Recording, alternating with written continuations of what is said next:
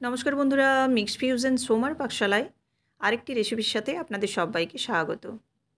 আজকে আমি বাসন্তী পোলাওয়ের রেসিপি নিয়ে এসে হাজির হয়েছি আপনাদের সামনে।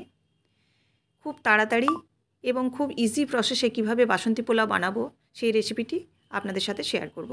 তো চলুন, বাসন্তী পোলাও বানানোর জন্য প্রথমে আমি নিয়ে নিচ্ছি গোবিন্দভোগ চাল।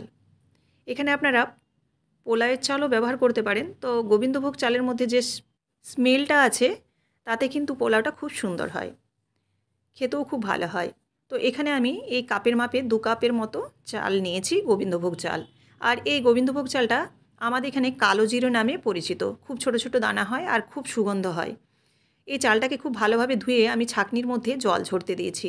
জল ঝরাটা যখন বন্ধ হয়ে যাবে তখন এটাকে আমি একটা থালার মধ্যে মেলে এরকম একটু শুকনো করে নেব। থালার মধ্যে মেলে দিলেই কিন্তু 10-15 মিনিটের মধ্যে এটা শুকিয়ে যাবে।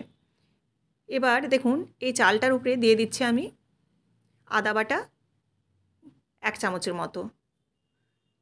এবার দিয়ে দিচ্ছি পরিমাণ মতো লবণ। লবণটা যে যার পরিমাণ মতো দেবেন। আর এবার দিয়ে দেবো কালারের জন্য হলুদ। বাসন্তী পোলাওয়ে মেন কালার হচ্ছে বাসন্তী কালার, যেটা আমরা হলুদ দিয়ে বানাচ্ছি। চাইলে আপনারা ফুড কালার দিতে পারেন, তো আমি এখানে ফুড কালারটা ব্যবহার করছি না। এবার দিয়ে দিচ্ছি ঘি আর দিয়ে দিলাম পরিমাণ মতো চিনি। ঘিটা এখানে 2 চামচ ব্যবহার করেছি আর দিয়ে দিলাম পরিমাণ মতো চিনি। চিনিটাও আপনারা যে যেরকম পোলাওয়ে মিষ্টি খাবেন সেরকমই কিন্তু চিনিটা ব্যবহার করবেন। এবার দেখুন, এটাকে ভালোভাবে মেখে নেব। ঘিয়ের পরিমাণটাও আপনারা কিন্তু কমাবাড়া করতে পারেন। এখানে আমি 2 চামচের মতো ঘি দিয়ে সমস্ত কিছুকে এবার মাখিয়ে নিলাম। দেখুন এরকম হয়ে গেছে। এটা আমি মোটামুটি 15 থেকে 20 মিনিটের মতো রেখে দেব। চাইলে আধ ঘন্টা বা 1 ঘন্টাও রাখতে পারেন, কিন্তু কমপক্ষে 20 মিনিটের মতো রাখতে হবে। এবার এদিকে একটা কড়াইয়ের মধ্যে আমি দিয়ে দিয়েছি 3 চামচের মতো ঘি। এবার এই ঘিয়ের মধ্যে আমি ফোড়নে দিচ্ছি 4টে এলাচ, দিয়ে দিচ্ছি কয়েকটা লবঙ্গ, দিয়ে দিচ্ছি খুব সামান্য জয়িত্রী, আর এখানে দিয়ে দিচ্ছি 1 টুকরো দারুচিনি, আর দিলাম তেজপাতা। আপনারা যদি ফ্লেভারটা আরও স্ট্রং করতে চান তাতে এখানে এলাচ এবং দারুচিনির পরিমাণটা একটু বাড়িয়ে দিতে পারেন। এবার দেখুন, এটাকে একটু হালকা কিন্তু নেড়ে চেড়ে ফোড়নটাকে তারপরেই দিয়ে দিতে হবে এই ম্যারিনেট করা চালটা। এবার এই চালটাকে নাড়াচাড়া করে বেশ শুকনো করে নিতে হবে, ঝরঝরে করে নিতে হবে। আর ঘিয়ের সাথে এটা যদি ভালোভাবে মিশে যায় তাহলে কিন্তু পোলাওটাও হবে ঝরঝরে। তো এখানে কিন্তু নাড়াচাড়ার বেশ ভালোভাবেই করতে হবে।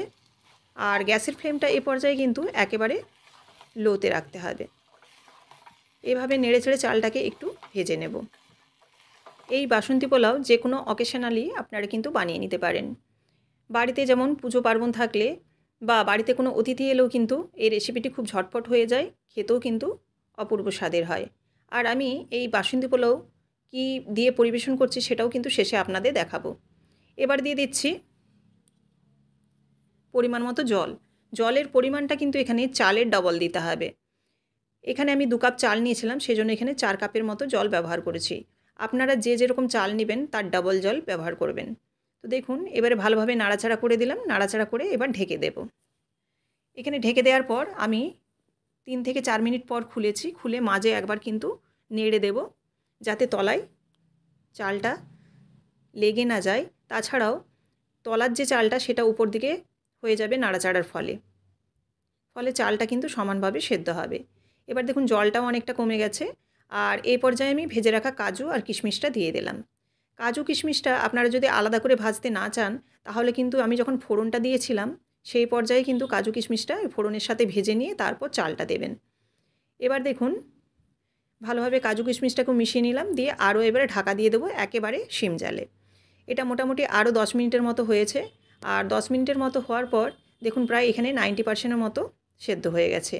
এবার যে 10% বাকি আছে সেদ্ধ হওয়ার জন্য সেটা কিন্তু একটু নাড়াচাড়া করে আমি বেশ কিছুক্ষণ ঢেকে রেখে দিলেই কিন্তু এই গরমেই বাকি সেদ্ধ হয়ে যাবে চালটা। একটু খুব হালকাভাবে আমি তলার চালটা উপরে করে দিচ্ছি। এইভাবে নেড়েচেড়ে আরও কিছুক্ষণ আমি ঢাকা দিয়ে দিলাম, তবে গ্যাসের ফ্লেমটা কিন্তু অফ করে দিয়েছি। করে 10-15 মিনিটের মতো ঢাকা দিয়ে রাখলেই কিন্তু এরকম ঝরঝরে বাসন্তী পোলাও রেডি হয়ে যাবে। এই রান্নাটা কিন্তু ভীষণই তাড়াতাড়ি হয়, যেহেতু এটা গোবিন্দভোগ চালের পোলাও সেজন্য কিন্তু ভীষণ তাড়াতাড়ি এটা হয়ে যায়। দেখুন একদম ঝরঝরে বাসন্তী পোলাও রেডি হয়ে গেছে। তো আপনারা যে কোনো অকেশানে বা বাড়ির কোনো অতিথি এলে এই রান্নাটি কিন্তু অতি সহজেই আপনারা করে নিতে পারেন। ভীষণ খেতে সুস্বাদু হয় আর দেখতেও কিন্তু ততটাই সুন্দর হয়। এই রেসিপিটি যদি ভালো লেগে থাকে অবশ্যই লাইক, কমেন্ট এবং শেয়ার করবেন। আর এরকমই বিভিন্ন ধরনের রেসিপি পাওয়ার জন্য অবশ্যই চ্যানেলটিকে সাবস্ক্রাইব করে বেল বাটনটি প্রেস করে দেবেন, যাতে আমার সমস্ত রান্নার যে ভিডিওর আপডেট সেগুলো যেন আপনাদের কাছে সবার আগে পৌঁছে যায়। দেখুন, আমি বলেছিলাম যে আমি কিসের সাথে পরিবেশন করছি সেটাও দেখাবো। তো এখানে আমি এগ চিলি করেছি। তো এগ চিলির সাথে আমি পরিবেশন করেছি, সঙ্গে স্যালাড আছে আর আছে টক দই আর এখানে চাটনি। তো আপনারা আপনাদের মতো করে এখানে পরিবেশন করবেন। আমি খুব সিম্পল রেসিপির সাথে এখানে পরিবেশন করেছি। এই এগ চিলি বা চিলি এগ যাই বলুন না কেন, এই রেসিপিটি আমার চ্যানেলে খুব শীঘ্রই আসছে। আপনারা চাইলে কিন্তু দেখে নিতে পারেন। এই এগ চিলি রেসিপিটাও কিন্তু অপূর্ব সুস্বাদু হয় আর এটাও কিন্তু খুব তাড়াতাড়ি হয়ে যায়। তো আপনারা অবশ্যই আমার চ্যানেলটিকে সাবস্ক্রাইব করে এই রেসিপিটি আপনারা দেখে নিতে পারেন। অবশ্যই এই বাসন্তী পোলাও কেমন হলো আপনারা বাড়িতে রান্না করে আমাকে অবশ্যই কমেন্ট করে জানাবেন। আমি আপনাদের কমেন্টের অপেক্ষায় রইলাম। আবারও দেখা হচ্ছে নেক্সট রেসিপিতে। সবাই ভালো থাকবেন। ধন্যবাদ।